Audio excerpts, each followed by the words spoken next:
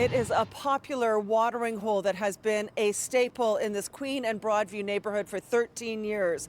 But like so many eateries, it has been hanging on by a very thin margin, according to its owner. And COVID-19 has pushed it over the edge. He says this restaurant will not reopen. I lost everything, so I lost my house, everything. But I mean, that's not going to be uncommon. It's just going to be probably standard right now, depending on how much people are invested in their business. I was probably not one of the smart ones and fully invested, so I had everything in it. Michael Summerfield has been in the restaurant business since he was 24. He says he's had his ups and downs, but in the last few months, he has experienced what he describes as the perfect storm. 5 months ago, he was forced to close his second, much larger Prohibition location at Yonge and Eglinton, thanks to ongoing Metrolink's crosstown construction, which was a huge loss. He thought he could bounce back by focusing on his downtown location, and then coronavirus hit. Once COVID hit, that was it for us, right? I mean,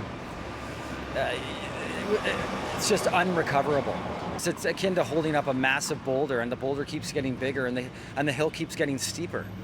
So what are you going to do? One way or another, you're going to get crushed, or you're going to have to move out of the way. And probably both happened to us. But again, it's not just us, it's going to be everyone. Summerfield says for every month he stays closed, it's costing him about $25,000 to $30,000. Like so many, the $40,000 loans that the federal government has offered small businesses is not going to help him dig himself out.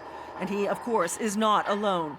A new survey by Restaurants Canada warns of widespread closures in the food service industry in the face of insurmountable debt. We knew it was pretty dire, but it's really stark when you see the numbers in print.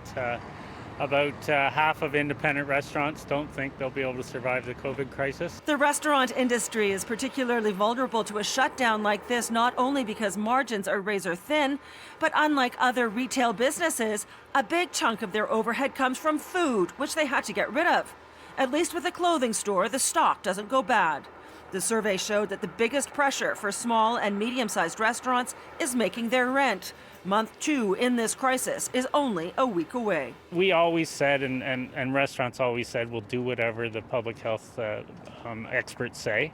So I don't think anybody begrudges what happened. We're just saying, if we're all in this together, then everybody should pull in and give us a hand. Restaurants Canada is recommending a moratorium on evictions and rent assistance that's in line with decreased revenue. Pam Seatle, City News.